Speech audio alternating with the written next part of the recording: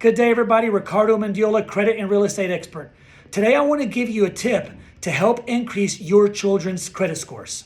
Now, all you have to do is grab your credit cards and add them on as an authorized user, okay? But before you do so, make sure you meet this criteria with your credit cards. So number one, make sure it's credit cards that you've never paid late on.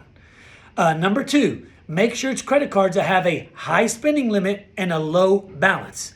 And then lastly, only grab credit cards that you've had for a long period of time.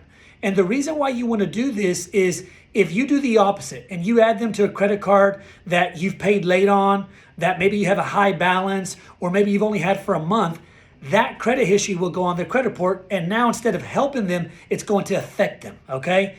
But if you grab the credit cards that have a high spending limit, have a low balance, have a great payment history, and you've had for a long period of time, that credit history, that phenomenal credit history will now appear on their credit report and instantly boost up their scores.